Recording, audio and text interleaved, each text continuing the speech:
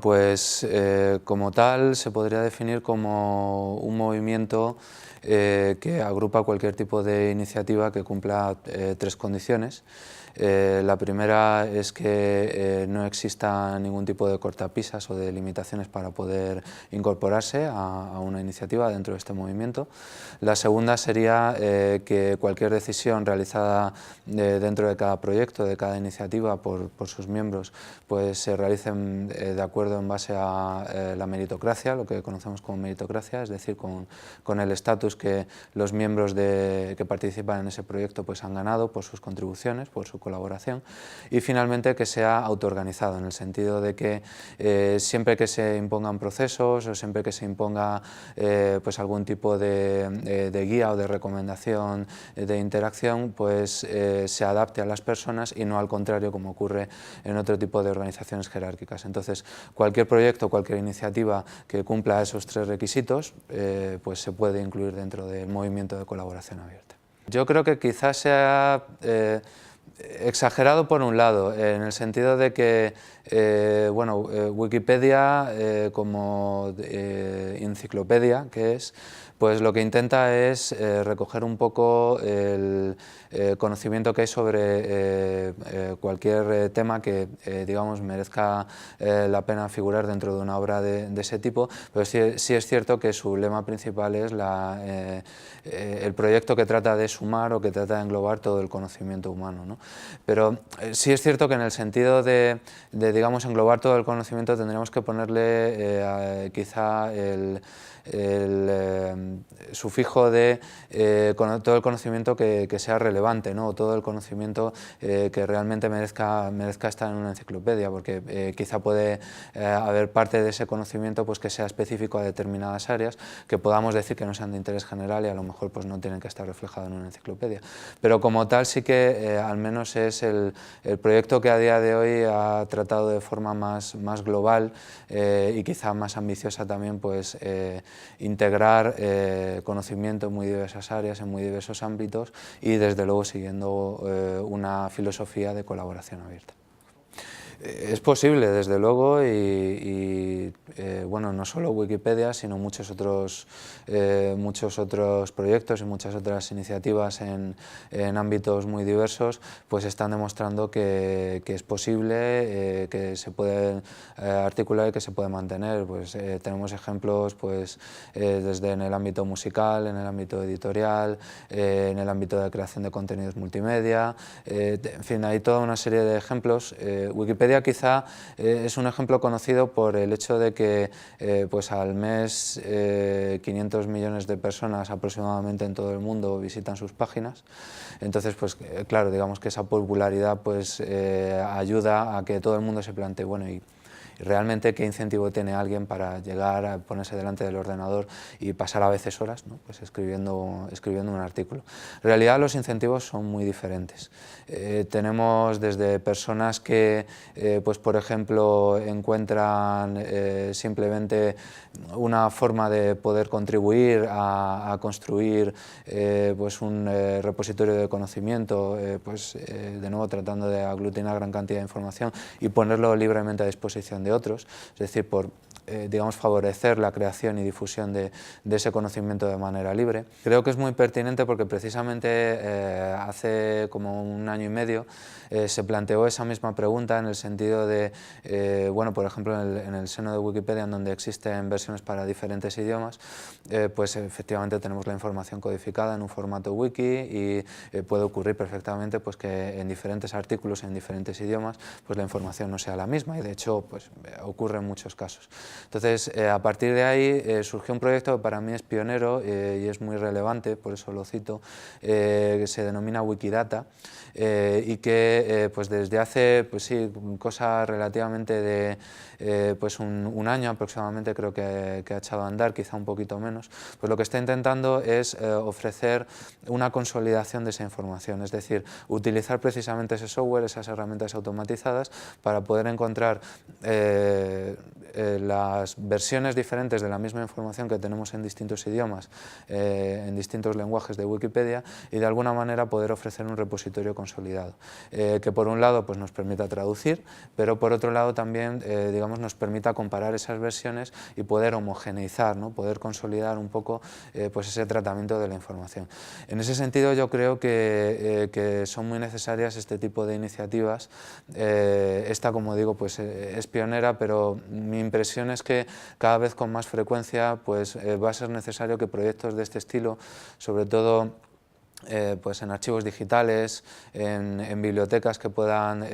pues compartir ediciones quizá en diferentes idiomas, o que puedan tener fondos bibliográficos muy extensos, pues empiecen a colaborar y empiecen a buscar la manera de poder cruzar esa información y de poder enriquecer pues mucho más esos repositorios. Eso por un lado. Por otro lado, respecto al tema de la sostenibilidad económica, pues digamos que es la pregunta del millón, o al menos desde mi punto de vista creo que fue la pregunta del millón, y ahora digamos que no lo es tanto por el hecho de que tenemos de nuevo muchísimas iniciativas que demuestran que no solo es posible y es factible, sino que ya está ahí, y tenemos ejemplos pues muy importantes. Se pueden mencionar, por ejemplo, pues en el ámbito de software libre, muchísimas empresas que trabajan con software libre, que cotizan en bolsa, que tienen muchísimos beneficios, que dan empleo a cientos de personas que trabajan en ellas, y desde luego que demuestran la viabilidad económica de ese tipo de proyectos. Cierto es que hay otros proyectos, como por ejemplo Wikipedia, pues que digamos que su sostenibilidad está basada en microdonaciones, pero también por el propio carácter del proyecto en sí, es decir, que de alguna forma intenta no estar ligado al excesivo control o a la excesiva influencia que podría tener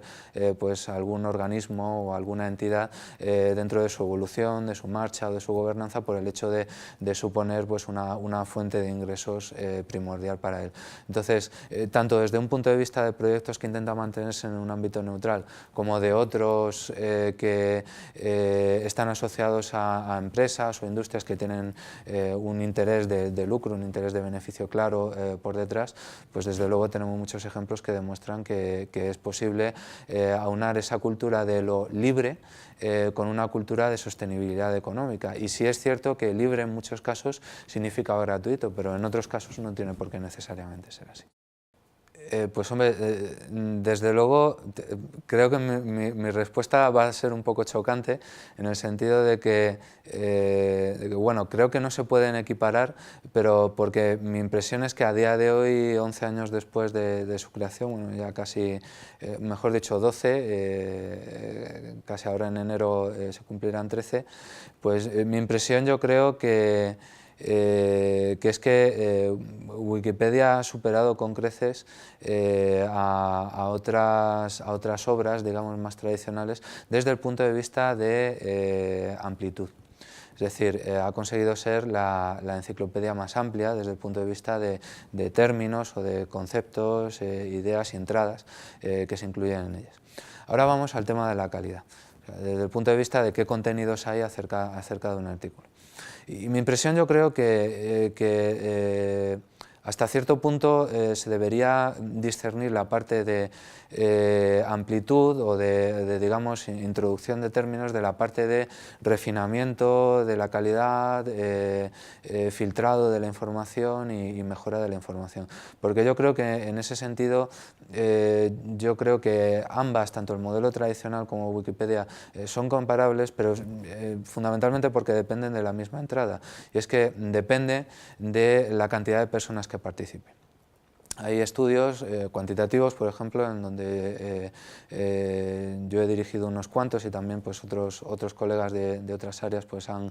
corroborado, que indican que la calidad de contenidos normalmente se suele conseguir a través de una mayor participación. Dicho de otra manera, que cuanta más gente vea un artículo enciclopédico, cuanta más gente pueda ofrecer su opinión, cuanta más gente pueda introducir puntos de vista distintos y pueda ofrecer ofrecer perspectivas complementarias que puedan pues mejorar la naturaleza de ese artículo, mejorar su contenido, ese contenido va a ser de mayor calidad. De hecho, pues, sistemáticamente en Wikipedia se demuestra que los artículos de mayor calidad son aquellos que cumplen esos criterios, en donde hay mucha gente que ha participado en ellos y también que muchos de esos participantes pues tenían ya una cierta experiencia a la hora de colaborar con ese proyecto. Hay un estudio de Nature que se menciona